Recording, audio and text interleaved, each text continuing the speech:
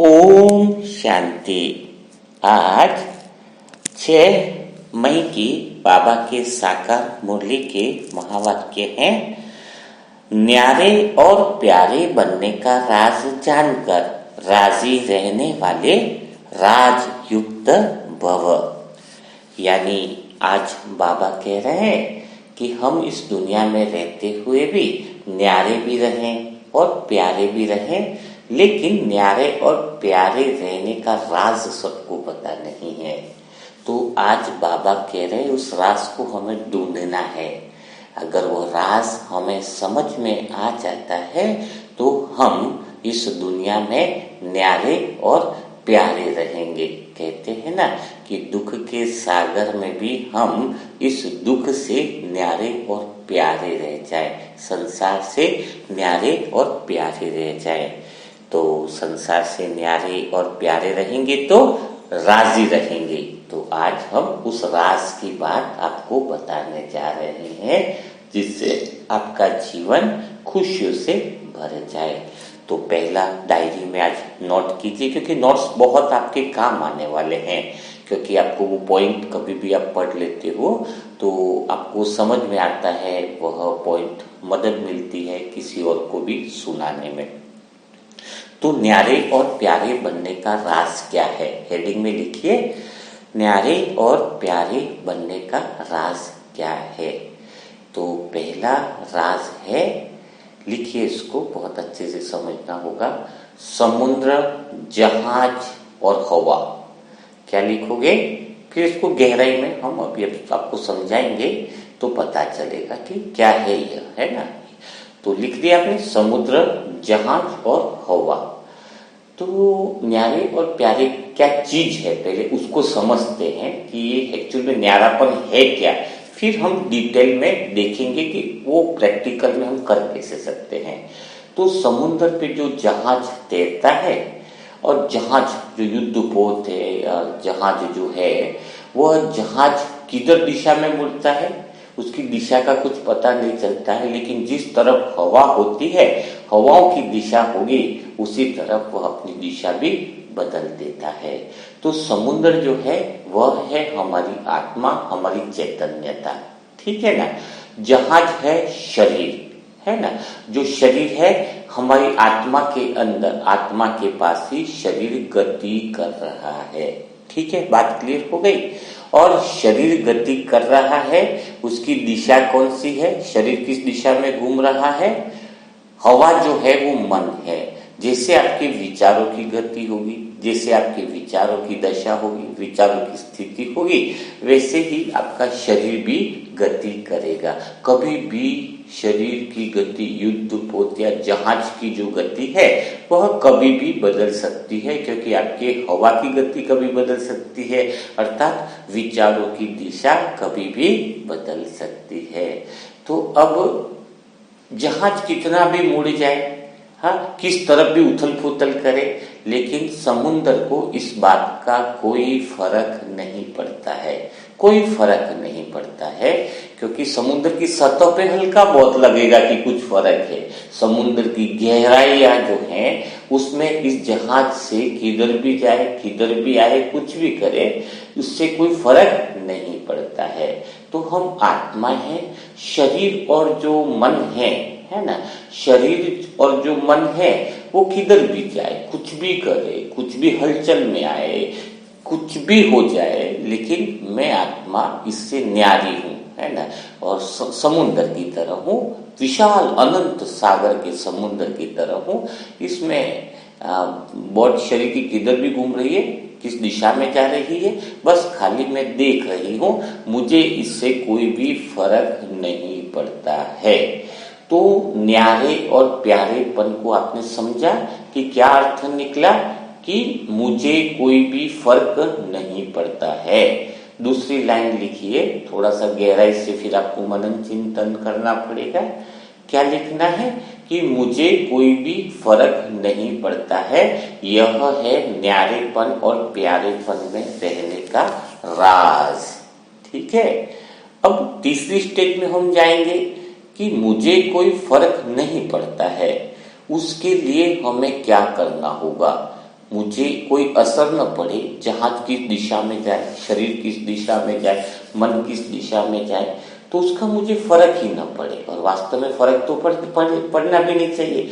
और शरीर और मन का तो स्वाभाविक है गति करना, वो तो कुछ न कुछ किए बिना रहने वाले नहीं है, है ना, वो तो कुछ न कुछ करने वाले ही है, ठीक है ना। लेकिन मैं आत्मा हर चीज से न्यारी और डिटैच कैसे रह सकती हूँ?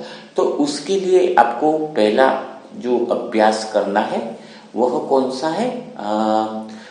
मुझे कोई फर्क नहीं पड़ता है, लेकिन वो फर्क न पड़े उसके लिए क्या अभ्यास करना है? तो उसके लिए जो अभ्यास है कि आत्मा की निर्गुण स्थिति को ले आओ। कौन सी? निर्गुण, जिसमें कोई गुण न हो, लेकिन निर्गुण स्थिति में आने पर सारे गुणों की खान आत्मा बन जाती है। तो वास्तव में आत्मा की निर्गुण स्थिति लिखिए, ऐसी निर्गुण स्थिति जिसमें लग रहा है कोई गुण नहीं, लेकिन वह गुणों की खान है। जब आत्मा गुणों की खान बन जाता है तो वह संपूर्ण रूप से न्यारा और प्यारा बन जाता है। तो अब हम प्रैक्टिस कौन सी करेंगे? निर्गुणी बनने की। निर्गुण, जिसमें कोई गुण न हो, लेकिन जिसमें कुछ नहीं है, उसमें सब कुछ समाया हुआ है। जिसमें गुण नहीं है, लेकिन सारे गुणों को समाया हुआ है।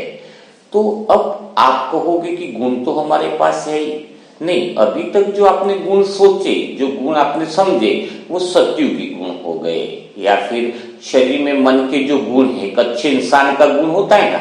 अच्छा इंसान क्या करता है? चोरी नहीं करता है। अच्छा इंसान क्या करता है? आप बोलोगे माफी देता है, क्षमा करता है। अच्छा इंसान क्या होता है? दया करता है। तो आत्मा तो इस अच्छाई और बुराई से पार सुपर अच्छाई वाली आत्मा है। सद्गुण है और बुरे गुण है, इसके ऊपर निर्गुण है आत्मा, है ना। आत्मा हमेशा तीसरी आंख खोलने का अर्थ है कि हर वक्त आपके पास तीसरा नेत्र खुल जाए। तीसरी समझ जो है वही आत्मा है। आप जो समझ और जो चीजें मन मानकर बैठा है उसमें उलझ के रह जाते हो। तो जैसे तीसरी समझ जो है वह आत्मा है। तो जो आप बोल रहे हैं मैं क्षमा करता हूं, तो आप सोचोगे तो आत्मा का गुण हो गया।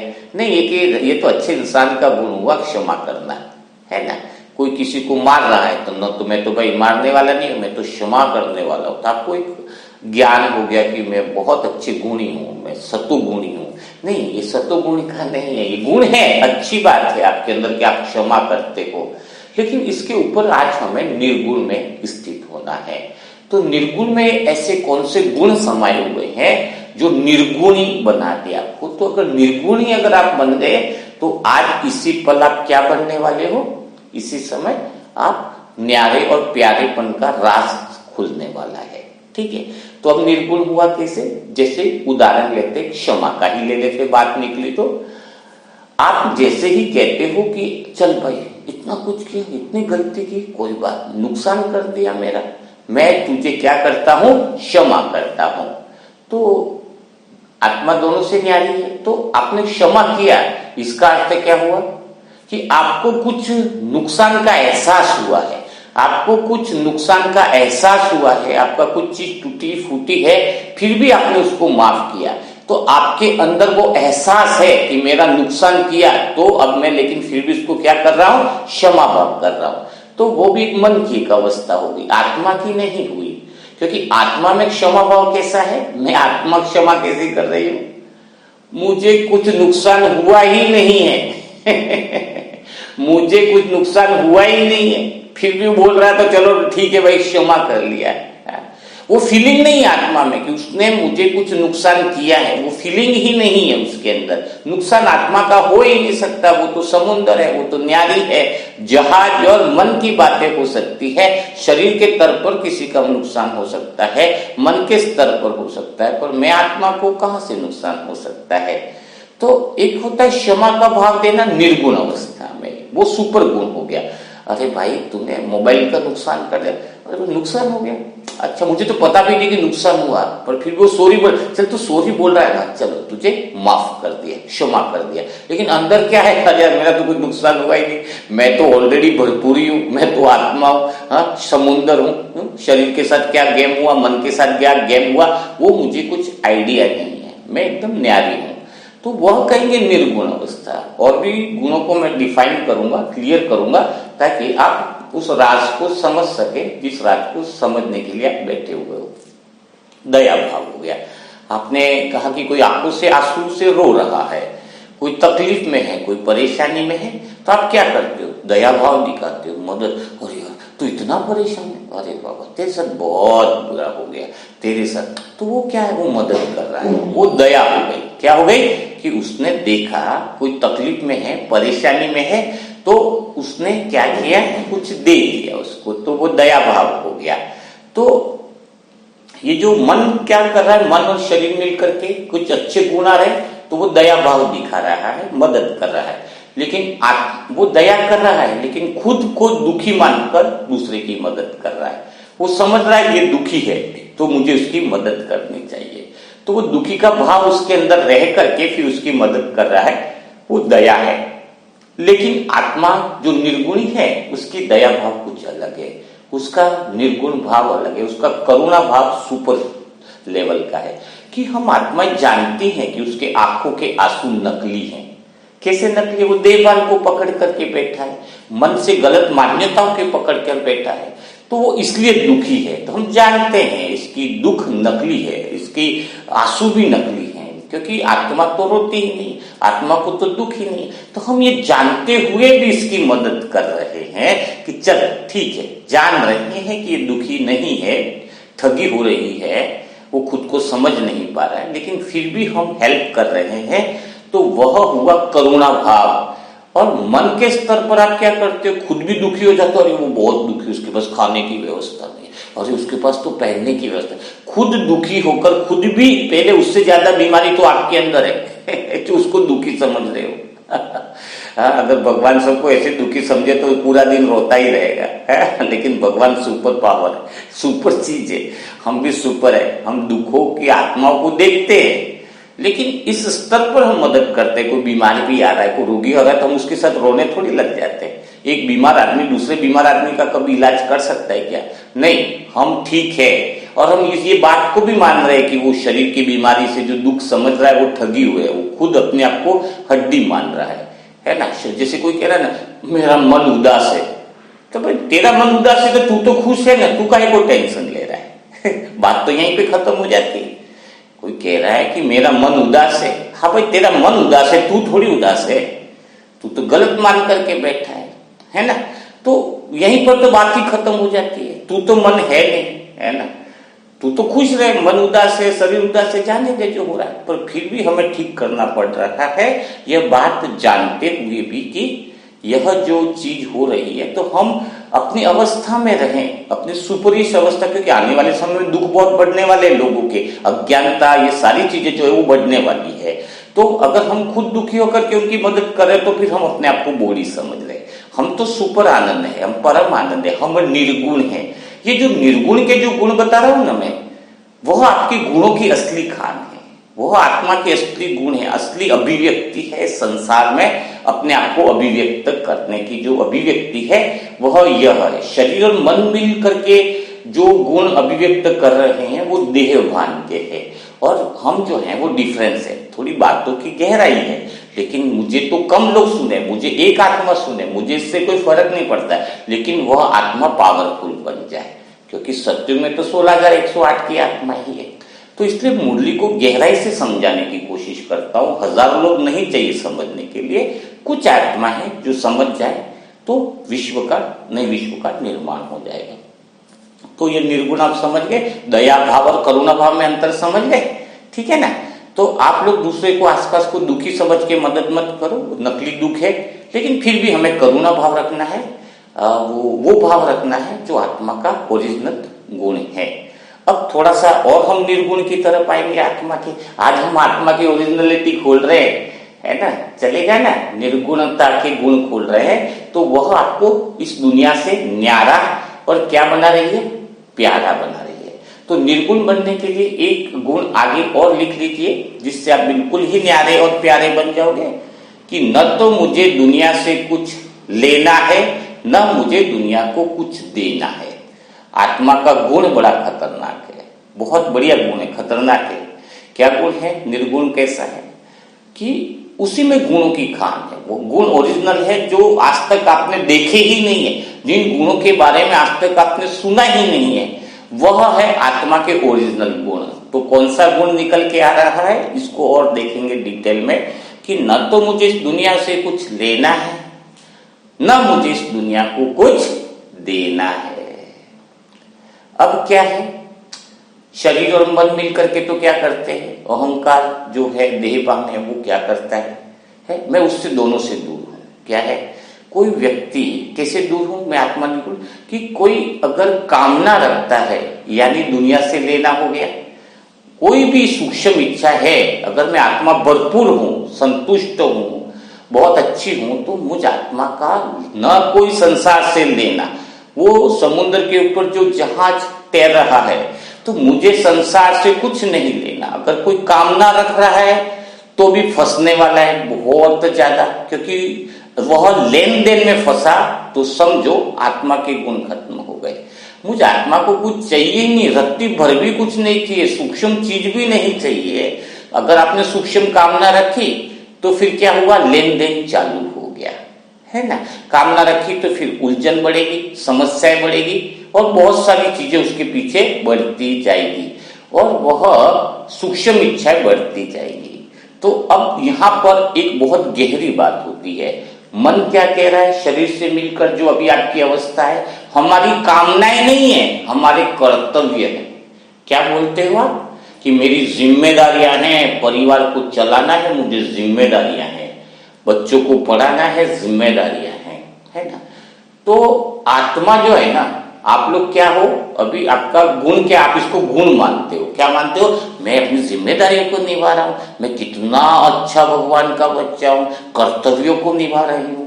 नहीं, आत्मा इससे परे है, कामना और कर्तव्य से परे है। जब आप कर्तव्य का नाम लेते हो तो आप लेन देन में आ गए, कर्तव्य में आप मुंह में फंसने वाले ही हो। कौन सी ऐसी चीज है जो कर्तव्य में फंसे और लेन देन में ना आए। हो सकता है हिसाब किताब में आएगी, क्योंकि लेन देन चालू हुआ कर्तव्य के अंदर। आप कर्तव्य में समझने में ही आप बहुत बड़ी मुश्किलों में घिरे हुए रहते हो। कर्तव्य है ना, मेरा बच्चा मेरा कर्तव्य है। अब बच्चे को कर्तव्य में, बच्चे से तो प्रेम हो गया, आपके बच्चे से प्रेम है तो यानी दूसरे बच्चे पराये हो गए। गहरी बात है। आप जब कर्तव्य समझ रहे हो, वही आपका लेन देन चालू है, आत्मा समझ ही नहीं पाओगे आप। आत्मा का एक गुण है, बहुत जबरदस्त गुण है कि जब आप कर्तव्य समझते हो तो फिर आपको उसको कुछ से कुछ आशा भी हो जाएगी। कर्तव्य मैं तुम्हारे लिए कर रहा हूं, तुम्हें ऊंचा बना रहा हूं, फिर भी तुम ऊंचा नहीं बन रहे। मैं तुम्हारे पीछे इतना खर्चा कर रहा हूं, फिर भी तुम सुधरने का नाम नहीं ले रहे। तो यह आपकी इच्छा हो गई। आप समुद्र में जहाज डूबने लग गया, जहाज तब तक नहीं डूबता जब तक उसमें पानी न घुसे। जहाज के अंदर पानी आ जाए तो जहाज डूबने लग जाता है।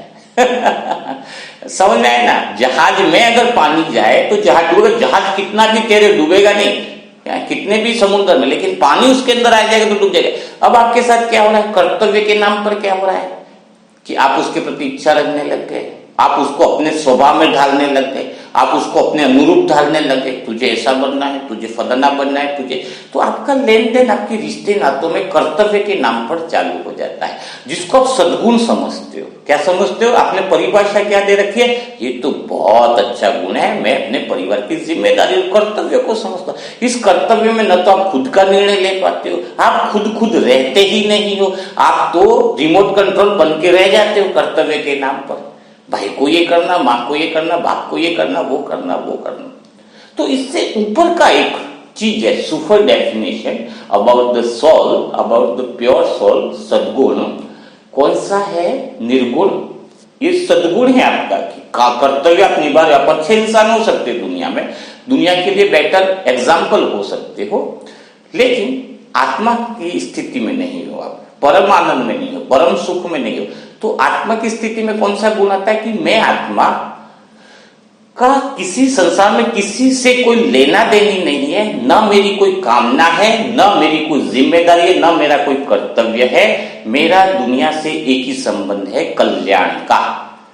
क्या है, क्या है, कल्याण का। कल्याण का अर्थ क्या हुआ कि मैं आत्मा कल्याणकारी हूं, कर्तव्य में फंसने वाली नहीं हूं। मुझ आत्मा को तो कल्याण करना है, और आत्मा कल्याण किसका कर सकती है? जिसको जानती है उसका थोड़ी कल्याण कर सकती है। जिसका संबंध है उसका अगर कल्याण करेगा ही आत्मा, तो बाकी सबका कल्याण करेगी। अगर कर्तव्य के नाम पर आपने अपने भाई को अपना बना लिया, तो आप भाई के साथ बहुत अच्छा कल्याण करोगे, दूसरों के साथ अकल्याण करने के लिए चालू कर लोगे। दुकान में गए ना, 6 कपड़े हैं, एक कपड़े को आपने सेलेक्ट किया तो 5 कपड़े तो नेगलेक्ट हो ही गए ना पसंद हो गए। वो एक कपड़ा पसंद किया, वो भी आपकी सोच कैसी है पता नहीं। एक को सेलेक्ट करना ही नहीं, बाकी को नेगलेक्ट करना ही होता है। कर्तव्य के नाम पर कुछ लोगों को आपने अंदर सेलेक्ट कर लिया होता है, और आपका बुद्धि जो विकास होना, जो आत्मिक स्थिति होनी चाहिए, वो संभव नहीं। तो मैं आत्मा कैसी हूं? मैं आत्मा कामना और कर्तव्य से परे हूं। कौन सी आत्मा हूं भाई? कल्याणकारी हूं। एक्चुअली में जो आत्मा कल्याणकारी होती है ना, वो उन लोगों का भी कल्याण करती है जिनका उससे कोई लेना देना नहीं है, जिससे उसको कोई मतलब ही नहीं है। जब आत्मा की कल्याण की डेफिनेशन उसे कहेंगे कि वह उन सारी विश्व की आत्मा, जैसे अभी देखो मैं आत्मा आपसे बात करे तो आप सभी आत्मा है ना, सुन रहे हो, मुझे आपसे क्या लेना देनी है, और मैं कुछ मेरी आसपास की आत्माओं का कल्याण कर रहा हूं, यानी वो कल्याण कर्तव्य के नाम पे कर रहा हूं, तो उनसे लेन देन चालू है। एक्चुअल में जो कर्तव्य के नाम पे आप कल्याण कर रहे ना, उनसे आपकी भारी दुश्मनी होने वाली है।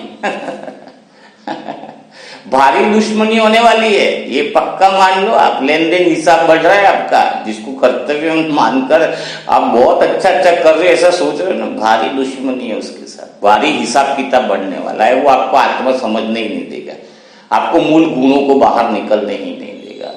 थोड़ी ऊपर की सोच में जाना है। क्या जाना है? कि मैं आत्मा कल्याणकारी हूं, तो मैं जिनको जानती ही नहीं, जिनसे मेरा कोई लेन देन ही नहीं है, जब मेरे अंदर उन सबके प्रति कल्याण की भावना है, वह है आत्मा का निर्गुण, है ना। देखो आत्मा में कोई गुण नहीं, निर्गुण, लेकिन आत्मा में वह गुण है जो सभी गुणों से अलग है। वो गुणों का राज खोलना ही न्यारे और प्यारेपन का राज खुलता जा रहा है। तो बारीकी से हम धीरे धीरे और आगे बढ़ते जा रहे हैं।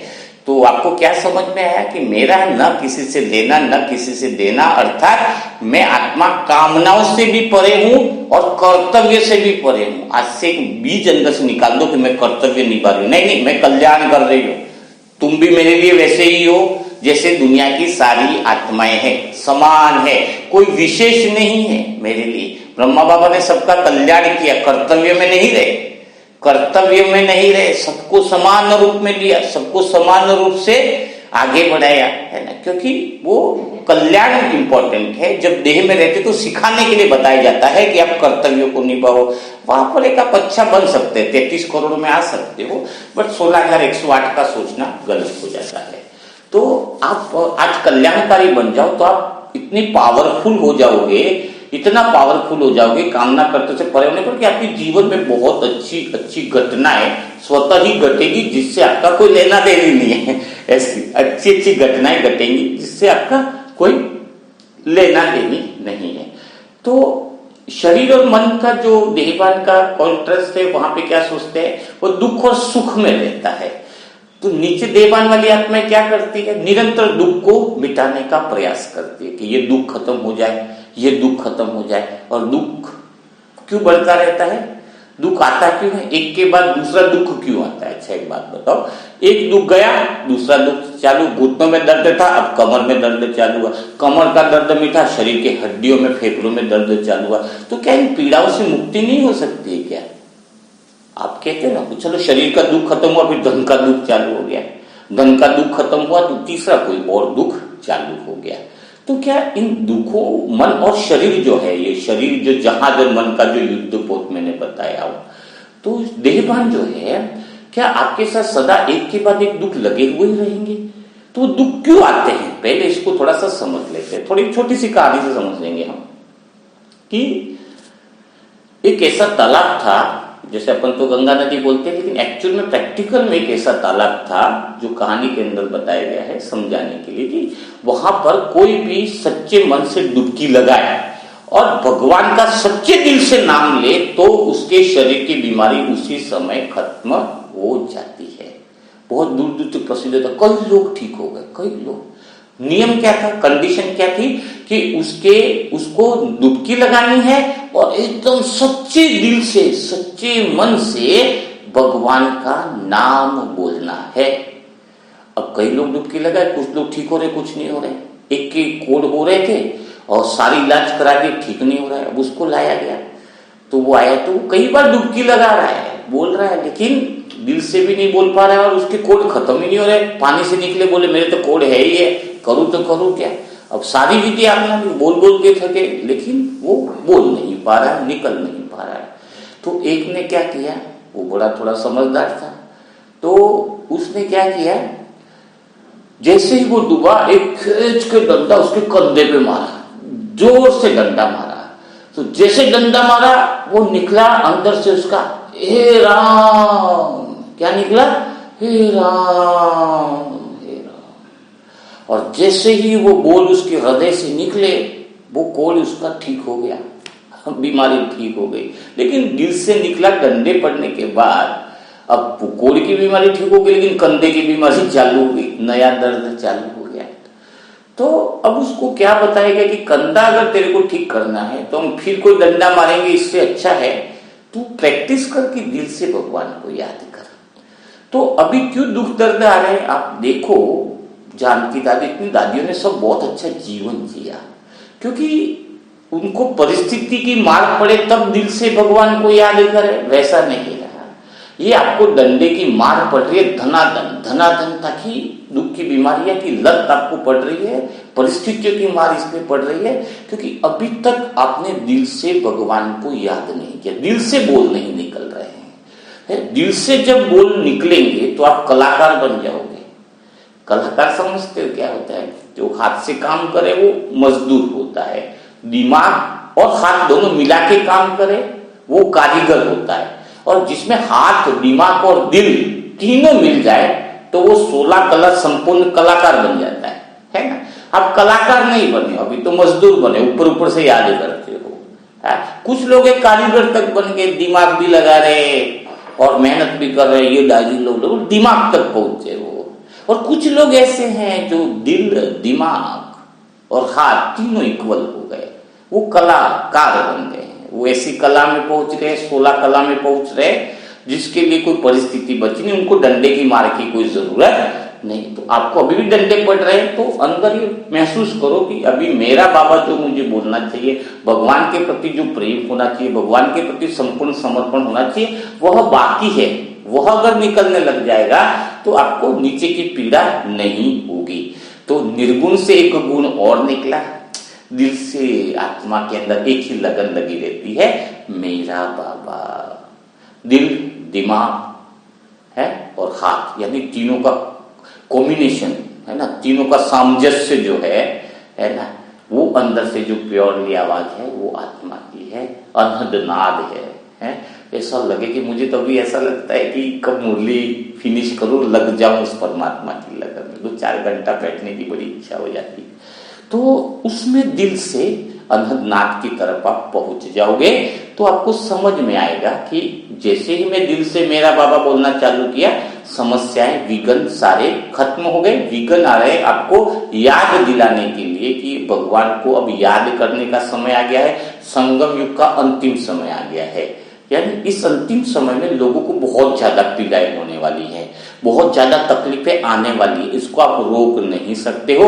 और पीड़ाएं सिर्फ एक ही कारण से आने वाली है, मेरा बाबा भगवान को याद करने के लिए, क्योंकि भगवान को याद किए बिना आत्मा पवित्र बन नहीं सकती है।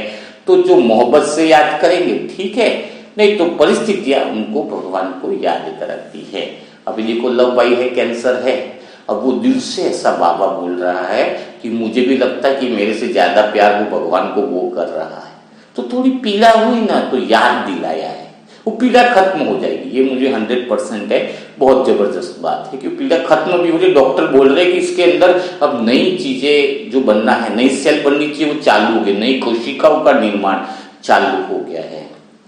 तो यहाँ तक बात हम समझ चुके हैं। अब हम और निर्गुण की बात करते हैं। नीचे की जो कॉन्ट्रास्ट मन है, मन क्या समझता है, आप क्या समझते हो और आत्मा का क्या स्वभाव है, उसको हमें तुलना करके समझा रहा हूं। आपका सिस्टम होता है दुख को खत्म करना है, तो उसके लिए आप दुख को खत्म करने के लिए भागते हो, धन की समस्या, धन को इकट्ठा करते हो।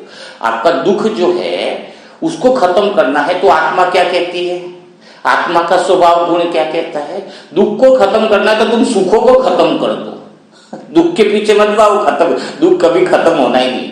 आप अगर दुख को खत्म करना चाहते हो तो आप सुखों को खत्म कर दो।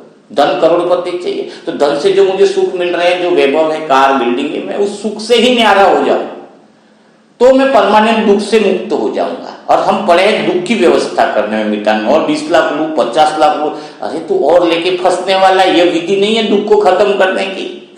आज 10 लाख सोचेगा, खत्म हुआ फिर 20 लाख चाहिए, अरे कब तक यही जीवन चलता रहेगा। ओरिजिनल सुख आनंद जो है वो आत्मा में, तो हम उस निर्गुण अवस्था के ओरिजिनल गुण में पहुंचने के लिए क्या करना है, दुखों को खत्म करना, सुखों को खत्म कर दो। किसी से लग रहा है कि दूरियां बहुत है, यार वो मुझे बहुत याद आ रहा है, बहुत दूर रहता है, बहुत याद आ रहा है मुझे, दूरियां याद आ रही है, तो नजदीकियां खत्म कर दो, दूरियां मिट जाएगी। उससे जो नजदीकियां समझ रहे हो, जिसको सुख समझ रहे हो, वो पास में रहे, बैठे, आप बैठ, तुझे मैं तुझे देखता रहूं, वो स्लोगन बदल रहा हूं, जा तू दूर, हमें नहीं देखना है तुझे। नजदीकियां है तो दूरियां फील हो रही है, नजदीकियों को ऊपर ध्यान देना है। आप टाइम देते कि दूरियां जिससे बड़ी है वो कहीं से आ जाए, इसका ट्रांसफर मेरे पास आ जाए, वो मेरे पास ही रह जाए, तो आप तो दुख में, वो दुख पास में आ गया तो नया दुख चालू होगा। नहीं, दुख है तो आपको दुख को मिटाना है, तो सुख को खत्म करना होगा।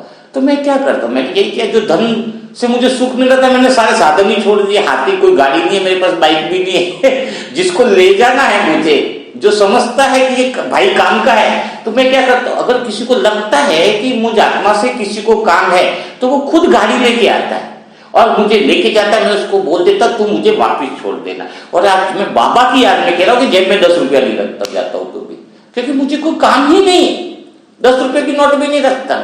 जो मुझे ले जा रहा है वो खर्चा करे, जो मुझे उठा के ले जा रहा, अगर लगता है कि मैं आत्मा काम की तो लेके जा, नहीं तो भाई हम अपने रूम में पड़े बैठे हैं भगवान की याद में, तो वही लोग लेके जाते। तो कहने का तो मुझे धन का कुछ काम ही नहीं है, जिसका कुछ काम है, मुझे तो काम नहीं स्वयं का, लेकिन मुझसे किसी को काम करवाना है तो लेके चलो। लेकिन कोई बोलेगा तुम भक्ति करो 3 दिन, तो ठीक है भाई, 3 दिन तक खाना पीना व्यवस्था करो, हम बैठ जाएंगे, हमें कुछ और नहीं चाहिए। मैं सच्चे दिल से ओपनली बात करता हूं, तो मुझे कुछ चाहिए ही नहीं, न लेना न देना, मुझे धन का सुख ही नहीं है, तो धन मुझे दुख देगा कहां से है। तो आपको क्या मिटा, जैसे आपको चाहिए ज्ञान, क्या चाहिए आपको, अज्ञानता मिटानी। क्या मिटाने का, आप सोचो कि मेरे जीवन में जितनी अज्ञानता है उसको मैं मिटा दूं, तो अज्ञानता को मिटाने के लिए क्या करना है, अज्ञानता को मिटाने के लिए आपको ज्ञान को मिटाना पड़ेगा। कौन सा ज्ञान, जो आपने गलत समझकर बैठाया है मन के अंदर। तो यहां पर एक पॉइंट आगे बढ़ते हैं कि अगर हमें न्यारा और प्यारापन होना है और हमें ज्ञान चाहिए, अज्ञानता को मिटाना है, तो क्या करना पड़ेगा, ज्ञान लाना नहीं पड़ेगा, ज्ञान लाओ मत, ज्ञान तो तुम्हारे पास है, तुम ज्ञानी हो, आत्मा संपूर्ण ज्ञानी है। तो आत्मा का निर्गुण का नियम क्या है, दुनिया में लोग क्या कहते हैं, अज्ञानता मिटानी है तो ज्ञान लाओ। अरे ज्ञान कहां से लाएंगे, तुम्हारी आत्मा ही ज्ञान स्वरूप है, तुम्हें ज्ञान देने की क्या जरूरत है तुम्हें, तो वो राख मिटानी है जो ऊपर लगी हुई है। तो अज्ञानता लाने के लिए, तुम्हें अज्ञानता मिटाने के लिए क्या करना पड़ेगा, स्लोगन लिखो, ज्ञान को मिटाना पड़ेगा। अब कौन सा ज्ञान है जिसको मिटाना पड़ेगा, तो उसको हम थोड़ा सा देख लेते हैं। आप 5 तरह के ज्ञान को मिटाना पड़ेगा आपको, जो आप मानकर बैठे हो, वो ज्ञान ही तो है जो आप मानकर बैठे हो। तो पहला ज्ञान जो मानकर बैठे हो, जिससे तुम्हारी अज्ञानता मिटेगी, तो अज्ञानता मिटाने के लिए तुम्हें ज्ञान को मिटाना है। ज्ञान कौन सा है, जो तुमने गलत मानकर बैठे हो। तो पहला अज्ञानता है रस्सी का, कौन सा, रस्सी की राख। जैसे कि अगरबत्ती होती है ना, तो क्या होता है, अगरबत्ती में डंडी होती है, वो तुम्हारी आत्मा हो गई, इसके ऊपर मसाला लगा रहता है, वो शरीर हो गया, और उसके ऊपर वो जलती है, वो चैतन्यता, वो जीवन हो गया जो आप प्रकट करते हो। लेकिन आप अच्छे से प्रकट कब नहीं हो पाते, अगरबत्ती की सुगंध कब आना बंद हो जाती है, जब उसके ऊपर राख लग जाती है। जैसे राख लगेगी तो अगरबत्ती धुआं देने लग जाएगी, बदबू भी देने लग जाएगी। तो वो जो राख है वही अज्ञानता है जो तुम सही मानकर बैठे हो। तो राख कौन सी है जिससे तुम्हारी अज्ञानता मिटे है? अज्ञानता मिटेगी तो जिस राख को मिटाने के लिए पहली जो राख है वो रस्सी की राख है। कौन सी राख है? 5 तरह की राख है, जिसको आप समझ लो तो आपको समझ में आएगा कि ज्ञान का जीवन में जिस बातों पे यकीन करते हो वैसा आपका जीवन बन जाता है। लाइन ये बहुत लिखने लायक है, लिखिए आप इसको। जीवन में आप जिस बातों पर यकीन रखते हो वही आपका जीवन बन जाता है। और आपने कौन सी ऐसी बातों को यकीन बना के रखा है, इसको थोड़ा सा हम तोड़ते हैं। पहली है रस्सी की राख। जैसे हम रस्सी को सांप समझ लेते हैं अंधेरे में, तो आपने कुछ ऐसी मान्यताएं पकड़ के रखी है जो वास्तव में सत्य नहीं। जैसे आप बोलोगे बिल्ली जब रास्ता काटती है तो दिन बुरा जाता है, तो आप ये मान्यता को बदलो। ये ज्ञान नहीं, ये अज्ञानता है। यही ज्ञान को छोड़ो। आप सोचो कि बिल्ली जा रही है तो मेरा दिन बहुत अच्छा जाने वाला है। विदेशों में तो ये बात नहीं मानते। कोई कहता 3 जन जाएंगे तो काम बिगड़ने वाला है। अगर आपने उसमें विश्वास किया, आप उसमें यकीन करते हो कि 3 जन जाएंगे काम बिगड़ेगा, तो वो काम बिगड़ेगा ही बिगड़ेगा। तो आप इस मान्यता को बदलो कि 3 जन जाए 4 जन जाए, मेरा काम तो होने वाला ही है ना। जब आप ये कहते हो कि हाथ में खुजली आएगी तो पैसा आएगा, तो खुजली नहीं आ रही है इसका मतलब पूरे दिन खुजली तो आपको आई नहीं रही है, यानी पैसा जा रहा है। क्योंकि आपने खुद ही मान के बैठा है कि जब खुजली आएगी तभी पैसा आएगा। अब दिन में तो खुजली आई नहीं रही है, इसका मतलब पूरा दिन आपका क्या जा रहा है? पैसा जा रहा है। उल्टा कर दो, खुजली आएगी तो पैसा जाता है, इसलिए थोड़ा पकड़ के रखो। दिन भर खुजली नहीं आ रही है तो पैसा आ रहा है। हमने ये मान्यता मैंने 100 बार लिखी थी। खुजली आती है तो पैसा जाता है, अगर खुजली नहीं आती है तो पैसा आता है। अब हमारे पास वाले ने कौन सी मान्यता पकड़ रखी थी? खुजली आती है तो पैसा आता है। अब उसको खुजली आई नहीं रही है तो पैसा आ ही नहीं रहा है। तो ये मान्यता जो आपने बना रखी है, जो राख, जो इसको ही जिसको तुम ज्ञान समझ रहे हो, वो अगर हट जाए तो तुम्हारी अज्ञानता दूर हो जाए। वही आत्मा को तीसरा नेत्र की तीसरी समझ है ये, है ना। तो 13 का अंक अशुभ मानते हैं। विदेशी के लोग 13 की नंबर की होटल में रूम ही नहीं रखते। 10, 11, 12 इसके बाद 14 है। तो वो क्या है? ऐसी ऐसी चीजें जो मन ने पकड़ रखी है, उससे अलग आपका निर्गुण स्वभाव हो कि मेरी मान्यता कैसी हो? कल्याणकारी। सब में जो कुछ हो रहा है कल्याण है, यह सब क्या है? झूठ समझ में आ जाए। दूसरी तरह की जो आपने मन में मान्यता पकड़ रखी है वो है कोयले की राख है। पहली राख बताई रस्सी की राख, दूसरी कोयले की राख कौन सी है? जो आपने बचपन से पकड़ रखा है। बचपन से आपको क्या सिखाया गया? जैसे खेल के अंदर आपको पीछे रखा तो आपकी भावना क्या है कि मैं हमेशा पीछे ही रहने वाला हूं। आपको बच्चे कैसे बोलते हैं? पापा ने बोला दुनिया गोल है, तो बच्चा बोलता है कि नहीं, मम्मी तो बता रही थी कि दुनिया 420 है। तो जो उसने बचपन में मैं अच्छा नहीं हूं, मैं हिंदू हूं, या जो भी मान्यता उसने पकड़ रखी है वो बहुत आगे तक काम करती है। हम लोगों को कुछ आगे नहीं बढ़ सकते, हमारा तो मिडिल क्लास के फैमिली है हम तो, है ना। तो ये है कोयले की राख जो अंदर से चिपकी हुई है। उसको हमें गहराई से देखना था। मुझे समाज है, समाज की बेइज्जती नहीं होनी चाहिए। कहाँ का समाज? 100 लोगों का तुम्हारा क्या समाज है? गली मोहल्ले में कौन सी इज्जत है? इज्जतदार तो बड़े बड़े लोगों की इज्जत है। तुम बोलते मेरी इज्जत चली जाएगी, तो इतना डर घुसा देते इज्जत चली। अरे 50-100 लोगों में तुम्हारी इज्जत थी क्या? मैं जब भगवान का बना लौकिक पिताजी कहे तुम भगवान के बनेंगे तो इज्जत चली जाएगी। मैंने कहा अभी कौन सी इज्जत है आप लोगों की? कौन सा समाज में इतना दुनिया में नाम कर रखा? 50-100 लोग तो तुम्हें जानते हैं, उसी को समाज कहते हैं। मैंने कहा इज्जत तो मैं आत्मा बनाऊंगी, एक दिन सारी दुनिया जानेगी। यह है ओरिजिनल इज्जत। मैंने उस मन की मान्यता को तोड़ा। इस समाज में कोई इज्जत नहीं। क्या समाज है? समाज अपने से बना है। समाज बना है सुख देने के लिए, समाज डर देने के लिए बन गया। अभी इसका उल्टा उपयोग हो गया, समाज डरा रहा है। समाज के नाम से जो मान्यताएं बनी है वो हमें डुबा रही हैं। हमें इस मान्यता को तोड़ना होगा। तो ये होगी दूसरी कोयले की राख, जो बचपन से जो आपने पकड़ रखा है मन ने, जिसको ज्ञान समझ रहे हो, उसको तोड़ना होगा। आया समझ लो। तीसरी गोबर की राख। गोबर की राख है जवानी की राख, जिसके अंदर क्या है कि एक प्रिंसिपल सिखा दिया गया है। क्या? कि दुनिया में पैसा कमाना बहुत कठिन है, यह हमारे बस की है ही नहीं। हमने अपनी औकात में रहना पड़ेगा, हमें चादर उतनी फैलानी जितना ये होता है। तो ये जो मान्यता है उसको छोड़ो, यहां पर एक ही मान्यता पकड़ो पैसा कमाना बड़ा आसान है, पैसा बड़ी आसानी से आ जाता है। देखना आपके पास पैसा आसानी से आएगा, आप जो मान्यता पकड़ के, क्योंकि आपका जीवन वही है जिसमें आप यकीन करते हो। आपका जीवन वैसा ही है जिसमें आप यकीन करते हो। यकीन बदलो कि दुनिया बहुत अच्छी है, दुनिया बहुत इजी है, पैसा कमाना बहुत आसान है, सब कुछ बहुत इजी है, इजी है, इजी है। दिन में 100 बार लिख लो, सब कुछ इजी है। किसी ने फालतू गोबर भर दिया था, हटाओ उस गोबर को, ज्ञान को हटाओ। जिसको तुम ज्ञान मान रहे हो वही अज्ञानता है, वो हट गया तो अज्ञानता हट गई। कोई नया ज्ञान मत लाओ, आत्मा में ऑलरेडी ज्ञान है, जो मान के बैठे उससे दूर हो जाओ, ठीक है ना। लास्ट चीज है वह जो मान्यता है वह कौन सी है कि लास्ट वाली जो मान्यता वो कूड़ा करकट की है, कि जिसने दुनिया के लिए आपके मन में कूड़ा करकट भर दिया। कौन सा? दुनिया बहुत बुरी है, दुनिया बहुत स्ट्रगल वाली है, लोग अच्छे नहीं है।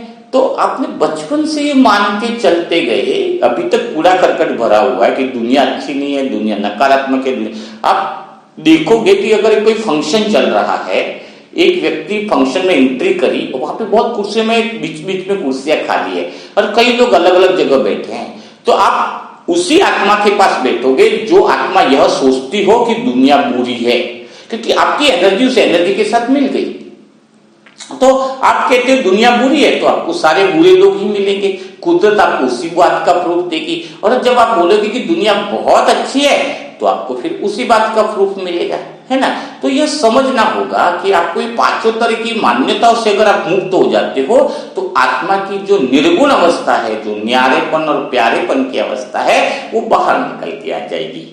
तो आज का मुरली मंथन कैसा लगा, आपने क्या सीखा? आपकी कमेंट बॉक्स बहुत अच्छे अच्छे आ रहे हैं, मैं आत्मा बहुत अच्छे से पढ़ती हूँ, न्यारे और प्यारे रहकर बहुत अच्छा लगता है कमेंट बॉक्स में, ताकि लोग भी पढ़ते हैं कि क्या क्या इससे सीखने को मिल रहा है, क्या समझ उनको मिल रही है। तो आपकी एक लाइन जो समझ वाली है किसी की जिंदगी बदल सकती है कमेंट बॉक्स में पढ़ने पर, क्योंकि इंसान वीडियो से पहले कमेंट बॉक्स देखता है। तो इसमें जब उसको कोई अच्छी चीज मिल जाती है, समझ में आती है, तो वो उसको दिल में उतार सकता है, यानी आपके अंदर जो निर्गुण भाव कल्याणकारी है वो प्रकट होने लग जाता है।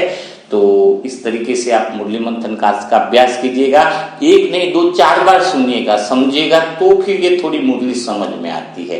पुरानी मुरलियों को भी रिवाइज करो, मुरली मंथन जरूर सुना करो, जिससे आपके जीवन में एकदम सुख, शांति और आनंद की अवस्था बनी रहे। तो कल फिर हम मुलाकात करेंगे ऐसे ही प्यारे मुरली मंथन के साथ। तब तक के लिए सभी भाई बहनों को ओम शांति। आपका दिन बहुत अच्छा रहे, आपका जीवन का हर क्षण प्रति क्षण भगवान के साथ बीते, और आज का दिन भगवान के साथ बिताया है, मुरली मंथन के साथ बिताया है, तो आज का दिन आपका जैकपॉट से भरा हुआ रहने वाला है। आज के दिन आपको कोई भी परेशान नहीं कर सकता है, क्योंकि आप समुद्र बनकर जीने वाले हो, जहाज और हवा से न्यारे और प्यारे।